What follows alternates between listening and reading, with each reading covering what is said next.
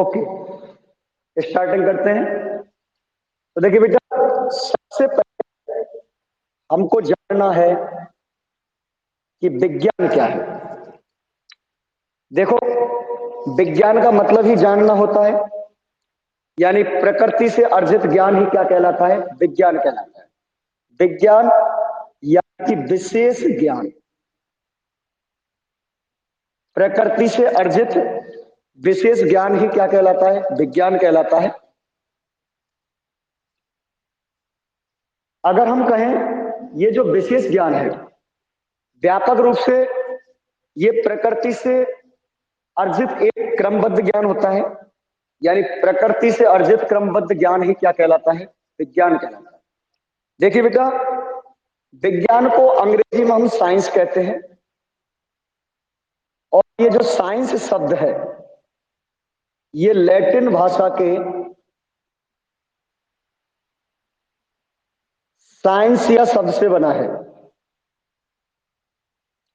Scientia शब्द से बना है, और साइंसिया शब्द का मतलब होता है, साइंसिया शब्द का मतलब ही जानना होता है। साइंसिया शब्द का मतलब जानना होता है। इसका मतलब भौतिक जगत में जो भी कुछ घटित होता है, भौतिक जगत में जो भी कुछ घटित होता है उसको ही हम क्या कहते हैं? विज्ञान कहते हैं। भौतिक जगत में जो भी कुछ घटित होता है उससे ही हम उसे विज्ञान कहते हैं। देखिए बेटा, इसमें एक नया शब्द का भौतिक। ये जो भौतिक शब्द है, प्राचीन काल में इस भौतिक शब्द का इस्तेमाल वेदों में किया जाता था। प्राचीन काल में भौतिक शब्द का जो उपयोग है वेदों में किया जाता था, और भौतिक शब्द की जो उत्पत्ति है, भौतिक यानी कि फिजिक्स, फिजिक्स शब्द की उत्पत्ति ग्रीक भाषा के फ्यूसिस शब्द से हुई है। फिजिक्स शब्द की उत्पत्ति जो है वो ग्रीक भाषा के फ्यूसिस शब्द से हुई है, और फ्यूसिस का मतलब ही प्रकृति होता है। फ्यूसिस शब्द का मतलब होता है प्रकृति। इसका मतलब, अगर हम भौतिक विज्ञान की परिभाषा की बात करें तो भौतिक विज्ञान की परिभाषा हुई प्रकृति और प्राकृतिक घटनाओं को जानना। प्रकृति और प्राकृतिक घटनाओं का अध्ययन ये क्या कहलाता है? भौतिक विज्ञान कहलाता है। तो भौतिक विज्ञान की जो परिभाषा है वो है प्रकृति एवं प्राकृतिक घटनाओं का अध्ययन भौतिक विज्ञान कहलाता है।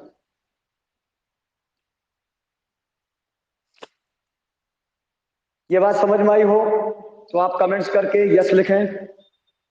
बच्चों की समझ में आया हो तो कमेंट्स करके यस लिखें। भौतिक विज्ञान की परिभाषा कमेंट्स करें बेटा।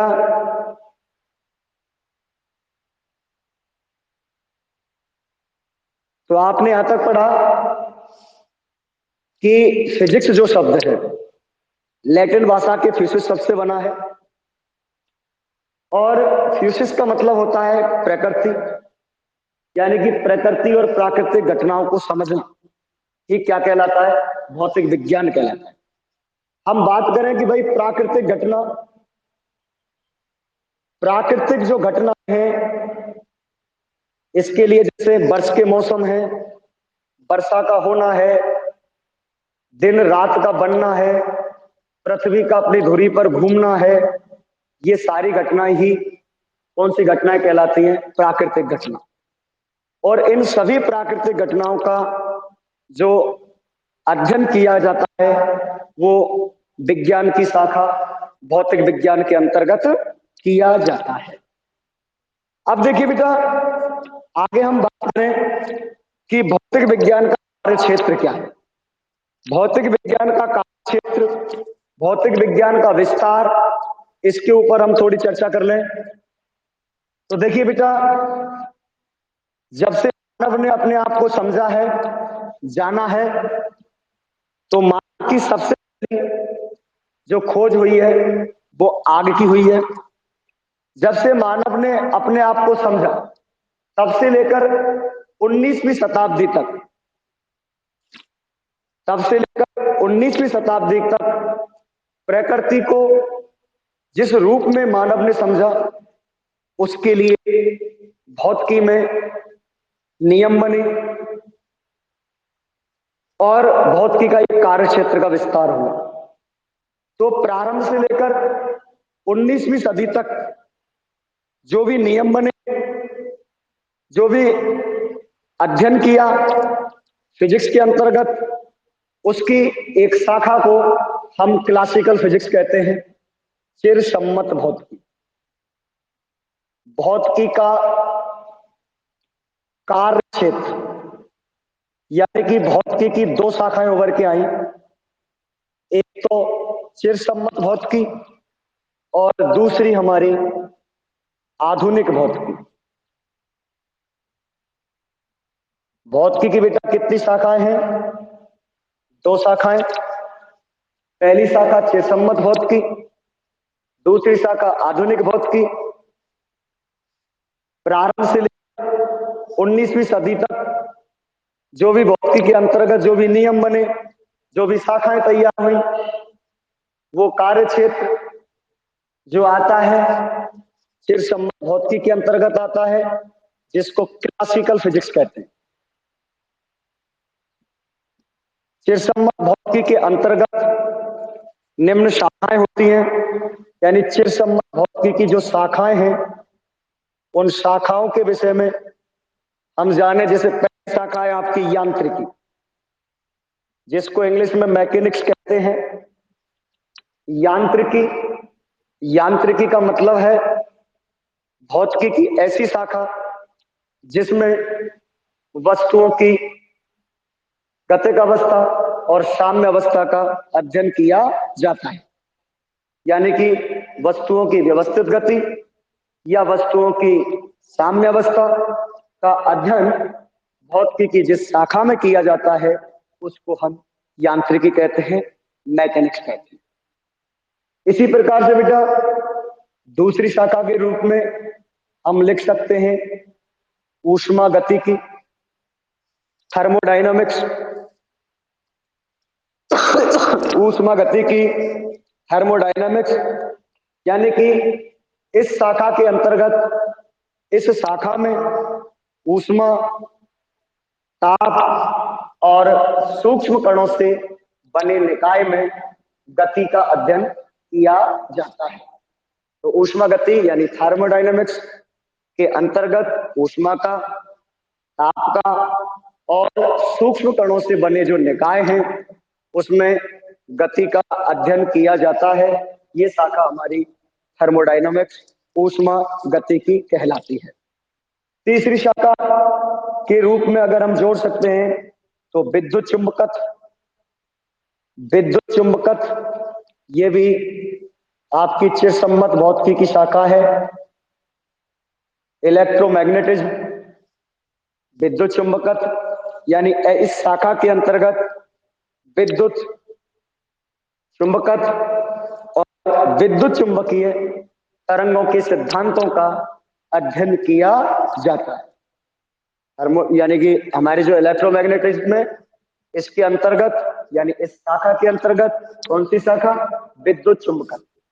विद्युत चुंबकत्व के अंतर्गत विद्युत चुंबकत्व और विद्युत चुंबकीय तरंगों के सिद्धांतों का अध्ययन किया जाता है।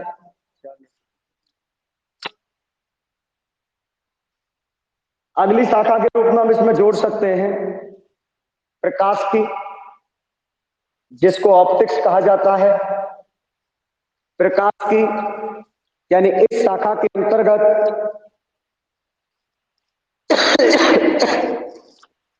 प्रकाश की प्रकृति, प्रकाश का संचरण, प्रकाश की प्रकृति है, प्रकाश का संचरण है, प्रकाश की घटनाएं हैं, इनका अध्ययन भौतिकी की जिस शाखा में किया जाएगा उस शाखा को बेटा ऑप्टिक्स यानी प्रकाशिकी कहा जाता है। प्रकाशिकी का मतलब यानी इस विषय के अंतर्गत हम प्रकाश की प्रकृति का अध्ययन कर सकते हैं, उसके संचरण का अध्ययन कर सकते हैं और प्रकाश की जो भी घटनाएं हैं उस घटनाओं का अध्ययन जिस शाखा के अंतर्गत हम कर सकते हैं उस शाखा को हम क्या कह सकते हैं, प्रकाशिकी कह सकते हैं। इसके अलावा इसकी और भी शाखाएं जैसे आपकी ध्वनि विज्ञान है, तो ये आपकी चिर सम्मत भौतिकी की कुछ शाखाएं हैं। इसके अलावा अन्य शाखाएं भी हैं इसकी। तो आपने जो यहां तक पढ़ा आप प्लीज कमेंट्स करके दें कि आपको यहां समझ में आया कि नहीं आया, क्योंकि आपके लिए हम कुछ नोट कराएंगे। जरा आप बताएं कि आपको कुछ समझ में आया कि नहीं आया। अगर कोई आपकी प्रॉब्लम है तो आप कमेंट्स में अपनी प्रॉब्लम बता सकते हो। कमेंट्स करें बेटा। सोनम कुमारी, दीक्षा, लतको सुकमन, साहिल,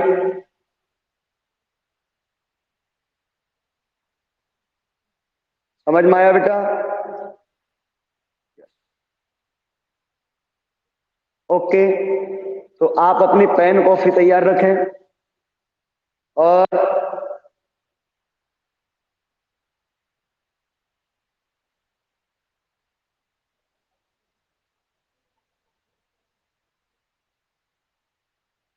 पेन कॉपी तैयार रखें और आपका जो चैप्टर है उसका नाम डालें आप भौतिक जगत तथा माप।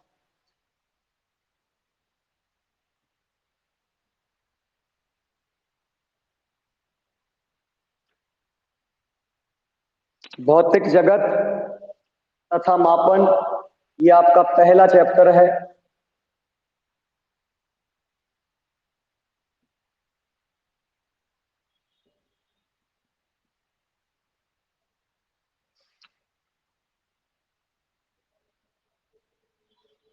इसमें बेटा आप इंट्रोडक्शन, प्रस्तावना हेडिंग डालें। इंट्रोडक्शन यानी कि प्रस्तावना हेडिंग डालें और प्रस्तावना में आप लिखें बेटा, लिखिए विज्ञान शब्द का अभिप्राय, विज्ञान शब्द का अभिप्राय विशेष ज्ञान, विशेष ज्ञान अर्थात व्यापक रूप से, व्यापक रूप से प्रकृति का व्यवस्थित अध्ययन है। व्यापक रूप से प्रकृति का व्यवस्थित अध्ययन है। आगे लिखें विज्ञान को अंग्रेजी में,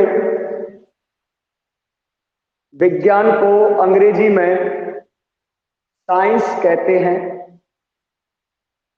विज्ञान को अंग्रेजी में साइंस कहते हैं।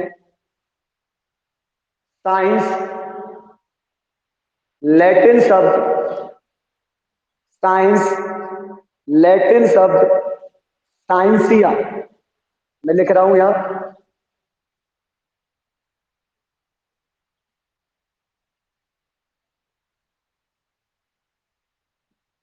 साइंस लैटिन शब्द साइंसिया से बना है, जिसका अभिप्राय, जिसका अभिप्राय जानना है, जानना है। आप लोग पैराग्राफ चेंज करके लिखेंगे भौतिक जगत में भौतिक जगत में जो भी घटित होता है, भौतिक जगत में जो भी घटित होता है उसका क्रमबद्ध अध्ययन, भौतिक जगत में जो भी घटित होता है उसका क्रमबद्ध अध्ययन विज्ञान कहलाता है। भौतिक जगत में जो भी घटित होता है उसका क्रमबद्ध अध्ययन विज्ञान कहलाता है। आपने लिख लिया? आप कमेंट्स करके दें, लिख लिया क्या? कमेंट्स करके दें बेटा, लिख लिया क्या?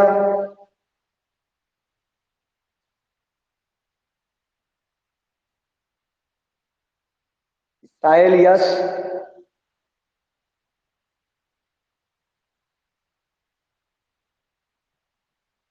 कमेंट्स करें बेटा। दीक्षा बिल्कुल लिख लिया सर।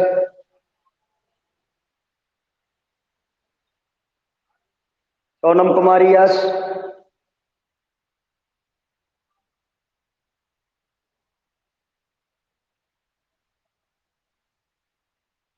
लिख लिया बेटा।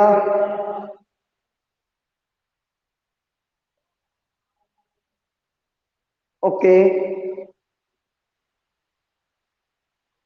हाँ जी बेटा, आगे आप लिखेंगे।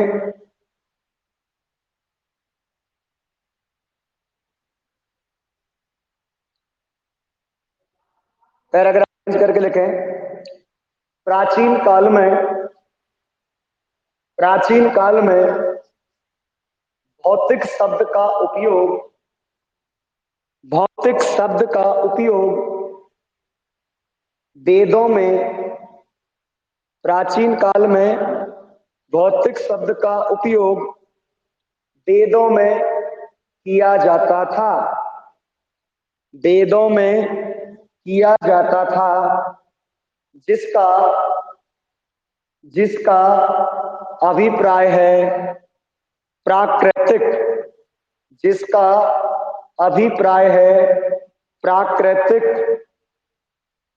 इसी से इसी से भौतिक शब्द की, इसी से भौतिक शब्द की उत्पत्ति हुई है, इसी से भौतिक शब्द की उत्पत्ति हुई है। आगे लिखे बेटा। शब्द फिजिक्स, शब्द फिजिक्स, ये मैंने लिख दिया है। शब्द फिजिक्स ग्रीक भाषा के, ग्रीक भाषा के फ्यूसिस, फ्यूसिस शब्द से बना है। आप देख सकते हैं मैंने लिख दिया है यहां। शब्द फिजिक्स ग्रीक भाषा के फ्यूसिस शब्द से बना है, जिसका अभिप्राय है, जिसका अभिप्राय है प्रकृति, जिसका अभिप्राय है प्रकृति। आगे लिखें बेटा, पैराग्राफ चेंज करके लिखें। भौतिक विज्ञान, भौतिक विज्ञान विज्ञान की वह शाखा है, भौतिक विज्ञान विज्ञान की वह शाखा है जो जो प्रकृति तथा, जो प्रकृति तथा प्राकृतिक घटनाओं, जो प्रकृति तथा प्राकृतिक घटनाओं का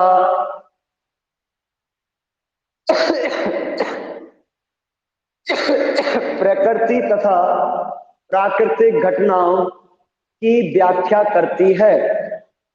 दोबारा सुने।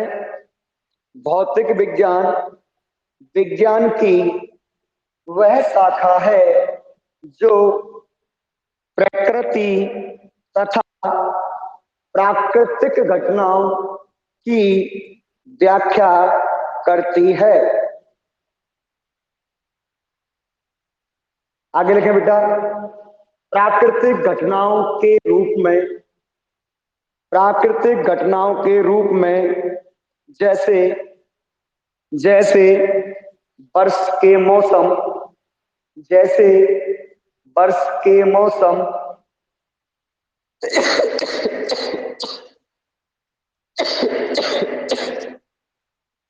वर्ष के मौसम, बादलों का बनना, बादलों का बनना, वर्षा का होना, वर्षा का होना, दिन रात का होना, दिन रात का होना, आदि आदि। ये आपकी इंट्रोडक्शन पूरा हुआ है बेटा। आप सभी कमेंट्स करके दें कि आपने ये लिख लिया नहीं लिख लिया। कुछ आपको रिपीट तो नहीं करना है, आप कमेंट्स करके दे दें आपने लिख लिया क्या।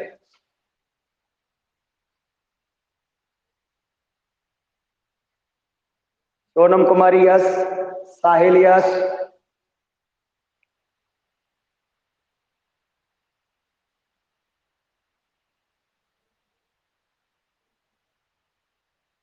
कमेंट्स करें बेटा। शेष बच्चे जो रह रहे हैं, लिखा के नहीं लिखा, कोई प्रॉब्लम हो तो उसके लिए कमेंट्स करें।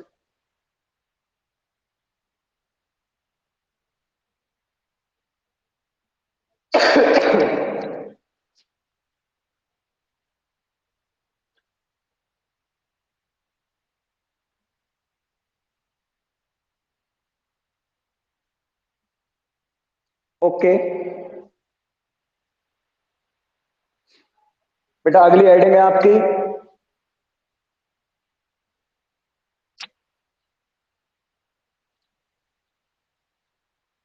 अगली हेडिंग भौतिकी का कार्यक्षेत्र एवं विस्तार।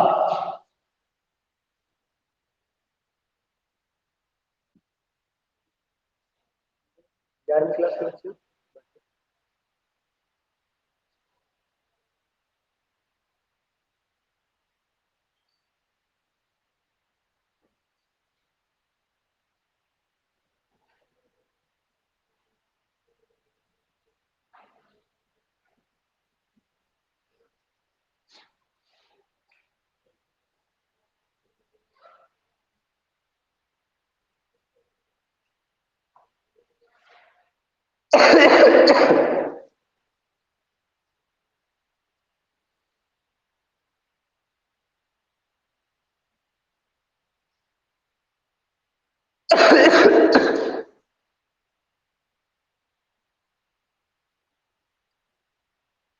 Scope and expansion of physics, भौतिकी का कार्यक्षेत्र एवं विस्तार, ये आपकी अगली हेडिंग है बेटा। एक बार फिर से मैं आपको दोहराना चाहता हूं, आपने क्या पढ़ा। देखिए बेटा, आप विज्ञान वर्ग के स्टूडेंट हो, तो विज्ञान यानी कि विशेष ज्ञान, अर्थात व्यापक रूप से हम कह सकते हैं कि प्रकृति का व्यवस्थित और क्रमबद्ध ज्ञान ही क्या कहलाता है, विज्ञान कहलाता है। देखिए बेटा, विज्ञान शब्द अंग्रेजी भाषा के साइंस शब्द से बना है। किस भाषा से बना है, साइंस शब्द से। जो लैटिन भाषा के साइंसिया, साइंसिया शब्द से बना है, जिसका मतलब होता है जानना। जिसका मतलब क्या होता है, जानना। अतः हम कह सकते हैं कि भौतिक जगत में जो भी घटित होता है उसका क्रमबद्ध अध्ययन ही क्या कहलाता है, विज्ञान कहलाता है। भौतिक जगत में जो भी घटित होता है उसका क्रमबद्ध अध्ययन ही क्या कहलाता है, विज्ञान कहलाता है। देखिए बेटा, हम फिजिक्स पढ़ रहे हैं। फिजिक्स जो शब्द है यानी भौतिक जो शब्द है, इसका प्राचीन काल में उपयोग वेदों में किया जाता था। और ये जो शब्द है फिजिक्स, ये ग्रीक भाषा के फ्यूसिस शब्द से बना है, जिसका अर्थ क्या होता है, प्रकृति होता है। जिसका अर्थ क्या होता है, प्रकृति होता है। अतः भौतिक विज्ञान विज्ञान की वह शाखा जिसमें प्रकृति और प्राकृतिक घटनाओं का अध्ययन किया जाता है, वो शाखा हमारी क्या कहलाती है, भौतिक विज्ञान कहलाती है। ठीक है बेटा। अगला टॉपिक आप पढ़ रहे हो भौतिकी का कार्यक्षेत्र एवं विस्तार। देखिए बेटा, जब से मानव ने प्रकृति को समझा तब से लेकर आज तक भौतिकी का कार्यक्षेत्र यानी भौतिकी की दो शाखाएं हैं। भौतिकी की जो शाखाएं हैं उनको दो भागों में विभाजित किया गया। पहली शाखा चिरसम्मत भौतिकी, जिसको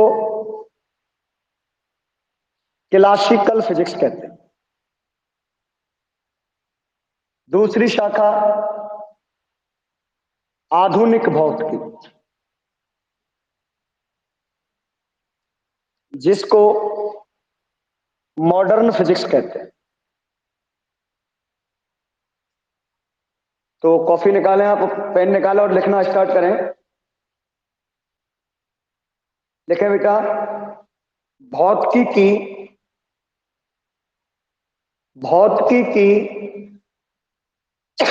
विभिन्न शाखाओं को, भौतिकी की विभिन्न शाखाओं को मुख्यतः दो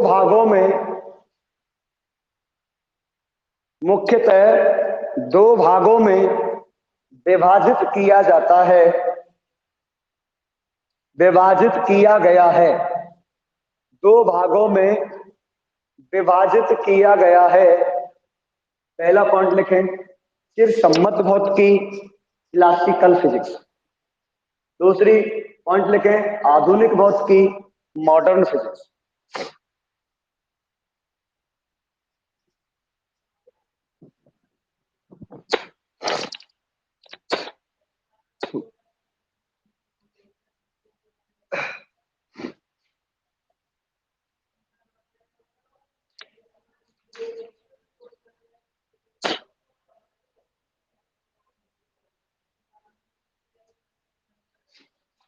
हाँ जी बेटा, दोनों पॉइंट लिख लिए। अब आप हेडिंग डालेंगे चिरसम्मत भौतिकी। हेडिंग डालें चिरसम्मत भौतिकी। और देखिए बेटा, चिरसम्मत भौतिकी में आपकी निम्न शाखाएं हैं। तो पहली शाखा आप हेडिंग डालेंगे यांत्रिकी। हेडिंग डालेंगे यांत्रिकी। इसमें लिखेंगे आप, सभी बच्चे लिखें, इस विषय में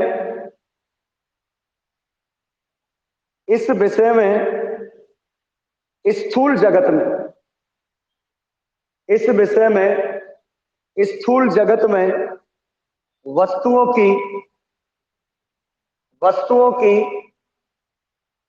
व्यवस्थित गति, इस विषय में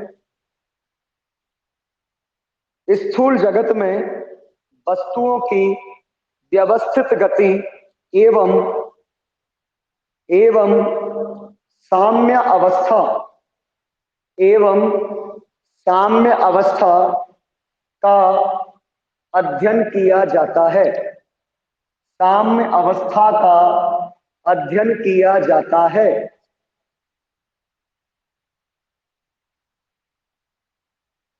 दूसरा पॉइंट आप लिखेंगे ऊष्मागतिकी।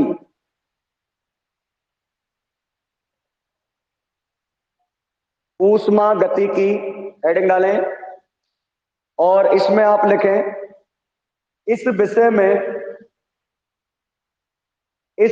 में ऊष्मा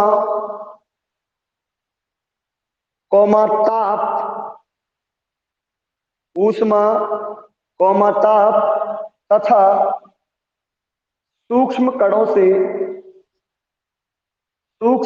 से बने निकाय में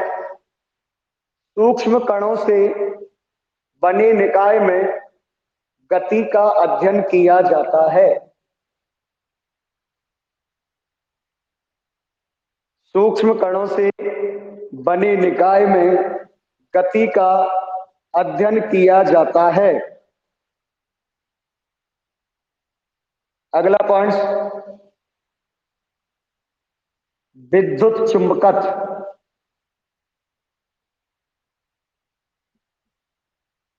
विद्युत चुंबकत्व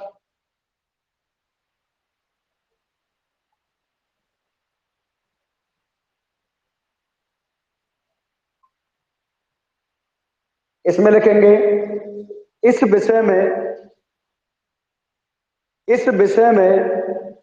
विद्युत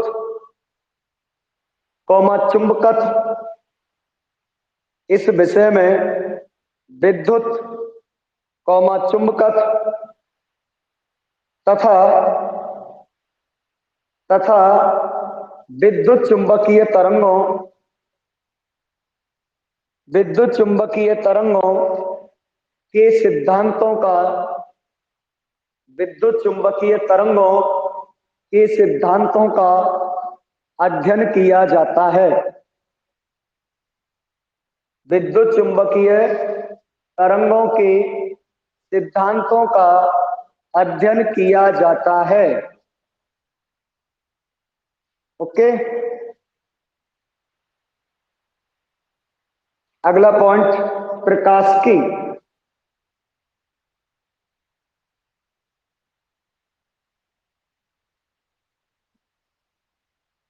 प्रकाशिकी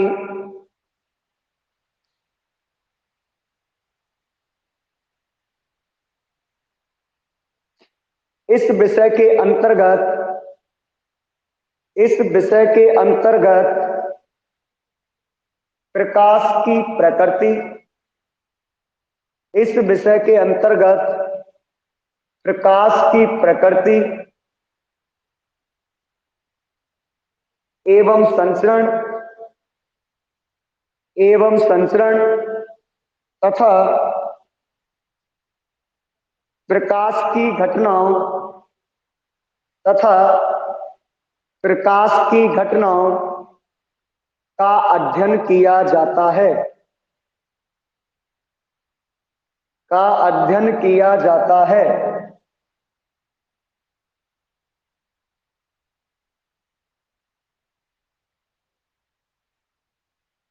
अगला पॉइंट,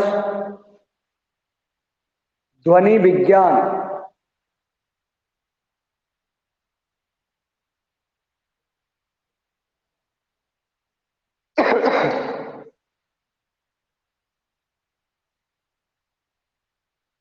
देखिए बेटा, इस विषय के अंतर्गत कंपन और तरंगों का अध्ययन किया जाता है। देखिए, इस विषय के अंतर्गत, इस विषय के अंतर्गत कंपनों एवं, कंपनों एवं, कंपनों एवं तरंगों का अध्ययन किया जाता है। कंपनों एवं तरंगों का अध्ययन किया जाता है। तो देखिए बेटा, ये आपका कंप्लीट हुआ चिरसम्मत भौतिकी की जो शाखा। सभी बच्चे कमेंट्स में लिखें।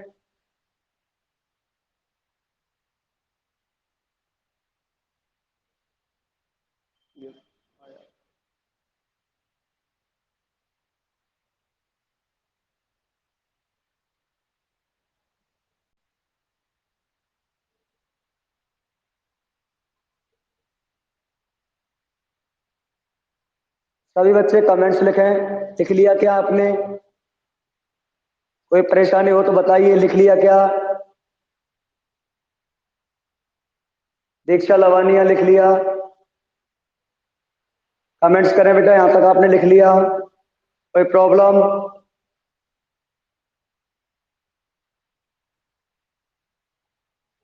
साहिल, लवेश,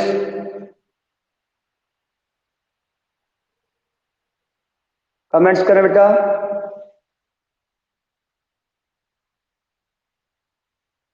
और बच्चे कमेंट्स करें। कोई प्रॉब्लम तो नहीं है? सोनम कुमारी, ओके।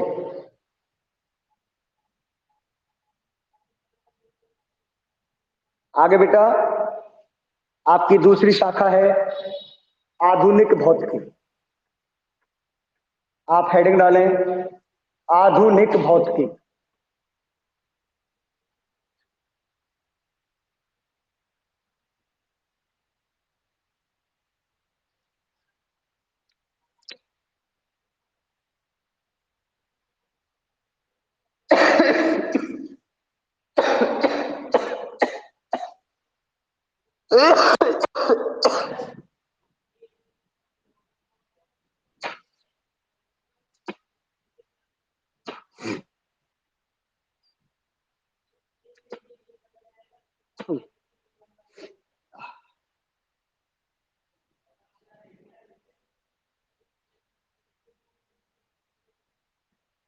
आधुनिक भौतिकी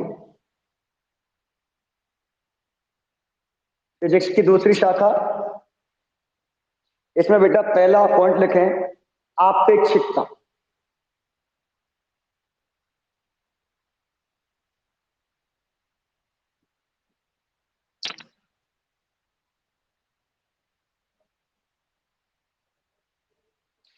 देखिए बेटा, इस शाखा के अंतर्गत उन पिंडों की गति का अध्ययन किया जाता है जिनके वेग प्रकाश के वेग के लगभग बराबर हो।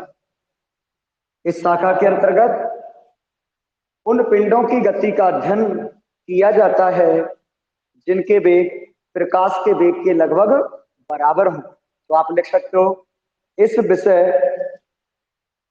विषय के अंतर्गत उन पिंडों की इस विषय के अंतर्गत उन पिंडों की गति का उन पिंडों की गति का अध्ययन किया जाता है जो जो प्रकाश के वेग जो प्रकाश के वेग के लगभग प्रकाश के वेग के लगभग बराबर प्रकाश के वेग के लगभग बराबर वेग से गति करते हैं। प्रकाश के वेग के लगभग बराबर वेग से गति करते हैं।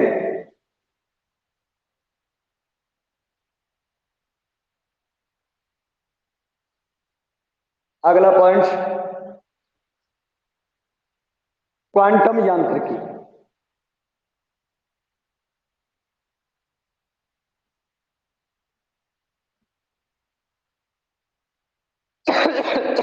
क्या बेटा क्वांटम यांत्रिकी?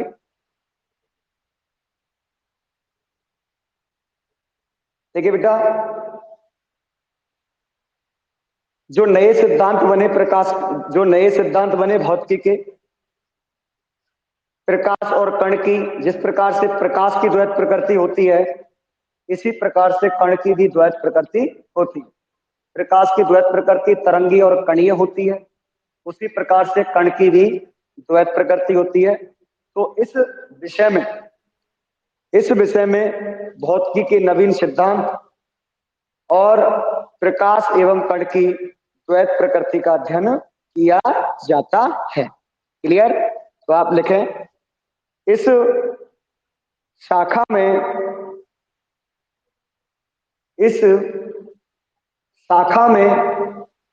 नवीन भौतिकी के सिद्धांतों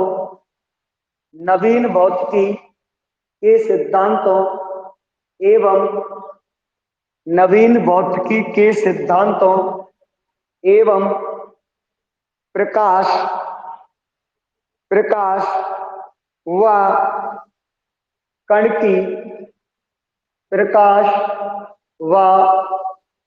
की द्वैत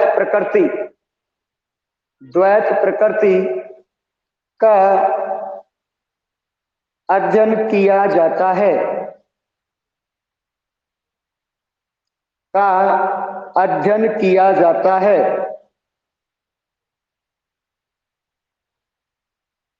अगली शाखा बेटा परमाणु भौतिकी।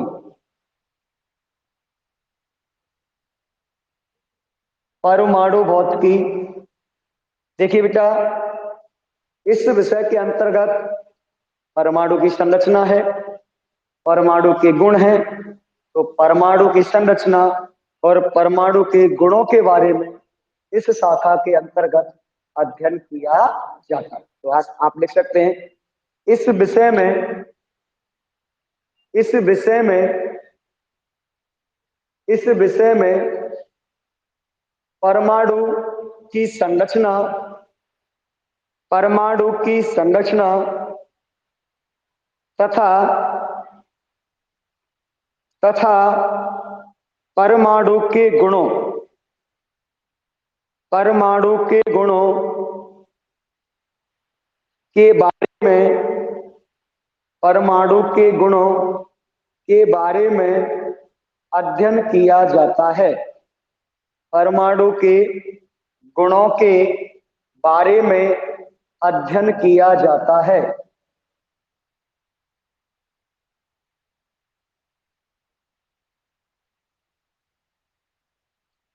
इसके बाद नाभिकीय भौतिकी।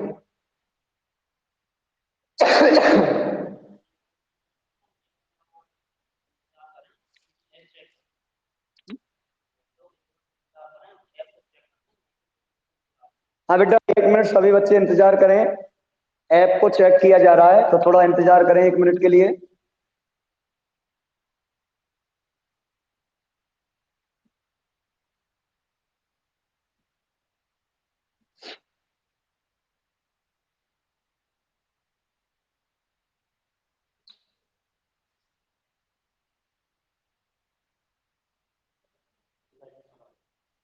हाँ बेटा, अगला पॉइंट है आपका नाभिकीय भौतिकी। तो बेटा, इस विषय के अंतर्गत नाभिक की संरचना है, नाभिक के गुण है, नाभिक की संरचना और नाभिक के गुणों का अध्ययन जिस शाखा के अंतर्गत हम करते हैं उस शाखा को न्यूक्लियर फिजिक्स, नाभिकीय भौतिकी कहते हैं। लिखिए बेटा, इस विषय में,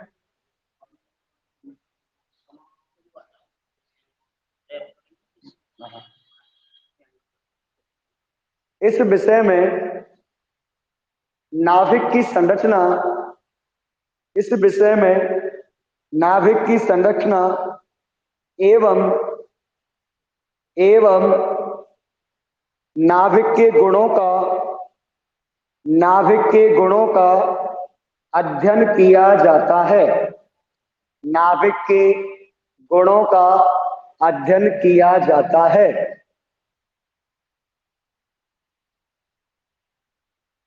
देखिए बेटा, ये तो आपने पढ़े, ये आपने पढ़ा कि भाई फिजिक्स क्या है, फिजिक्स का कार्य क्षेत्र क्या है। अब देखिए, भौतिक विज्ञान का जब हम किसी भी चैप्टर का अध्ययन करते हैं तो हमें कुछ सिंबलों की आवश्यकता होती है, कुछ चिन्हों की आवश्यकता होती है, जिनको, जिन जिन सिंबलों, जैसे हमारी एक वर्णमाला होती है, जैसे हमारी अंग्रेजी वर्णमाला होती है, उस अंग्रेजी वर्णमाला में हमारे ए से लेके जेड तक अक्षर होते हैं। ऐसी हमारी हिंदी वर्णमाला होती है, उसमें आ से लेके ज्ञानी तक के शब्द होते हैं। इसी प्रकार से विज्ञान की भी एक भाषा होती है, उस विज्ञान की भाषा को हम लैटिन भाषा कहते हैं, और इस लैटिन भाषा की भी एक अपनी वर्णमाला होती है। उस वर्णमाला के जरिए हम जो भी जो भी अध्ययन करते हैं, जो भी क्या नाम है, जो भी हम नियम वगैरह फॉलो करते हैं, तो वहां पे हमें, जैसे हमें कोई मात्रक देना हो, कोई यूनिट देनी हो, तो उसके लिए हम, कोई नियत राशि हो, उसके लिए हमें सिंबलों की आवश्यकता होती है। किसी भी राशि को पहचान कराने के लिए हमें सिंबल की आवश्यकता होती है। तो आप सभी बच्चे उन सिंबलों को लिख लें कि आपके कौन कौन से सिंबल है, जिससे कि आगे कल आपको और टॉपिक जो इसका है वो पढ़ाया जाए। तो आप बेटा,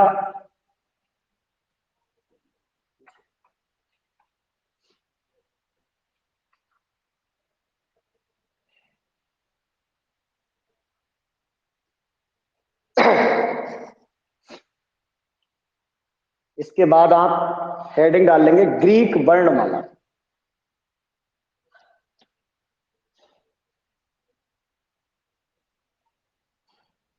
सभी बच्चे कमेंट्स करके ये और दे दें कि आपने यहां तक लिख लिया क्या। सभी बच्चे कमेंट्स करके ये और दे दें कि आपने जो यहां तक लिखा है वो लिख लिया क्या, कोई समस्या तो नहीं है।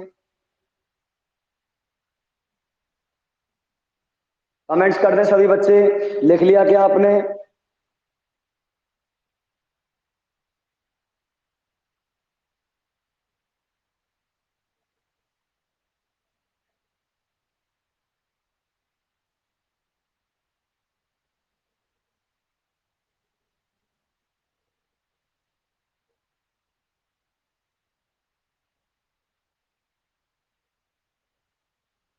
ओके, ग्रीक वर्णमाला, ये आप लोग हेडिंग डालेंगे। देखिए बेटा, ये चिन्ह है आपका, इसको एल्फा कहते हैं। ये चिन्ह है आपका, इसको बीटा कहते हैं। ये चिन्ह है आपका, इसको गामा कहते हैं।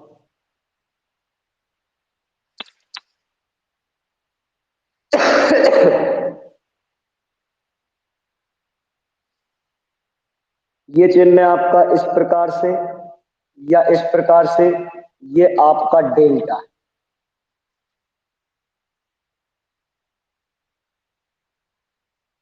ये चिन्ह है आपका, इसको एप्सिलॉन कहते हैं।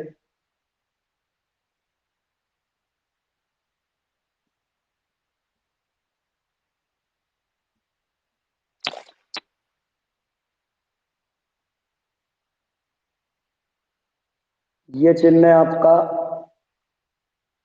इसको जीटा कहते हैं।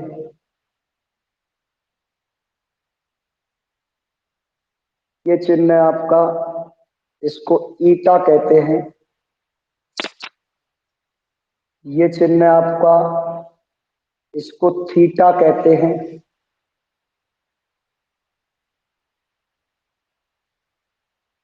ये चिन्ह है आपका, इसको फाई कहते हैं। ये चिन्ह है आपका, इसको कप्पा कहते हैं। ये चिन्ह है आपका, इसको लैम्बडा कहते हैं।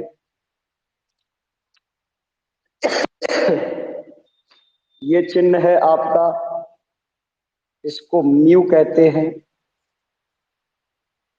ये चिन्ह है आपका, इसको न्यू कहते हैं। ये चिन्ह है आपका,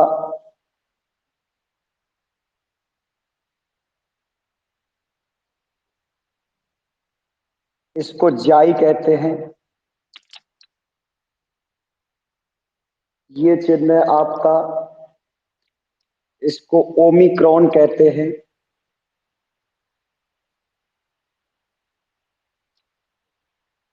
ये चिन्ह है आपका, इसको पाई कहते हैं।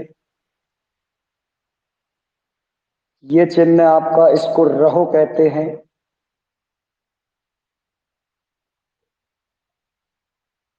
ये चिन्ह है आपका, इसको सिग्मा कहते हैं।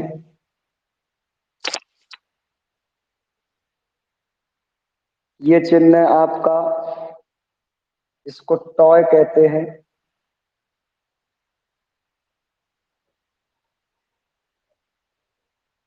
ये चिन्ह है आपका, इसको काई कहते हैं। ये चिन्ह है आपका, इसको साई कहते हैं। ये चिन्ह है आपका, इसको ओमेगा कहते हैं।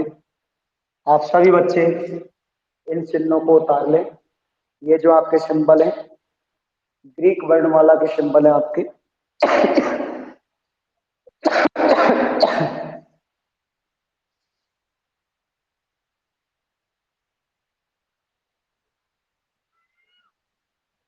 सबको दिख रहा है?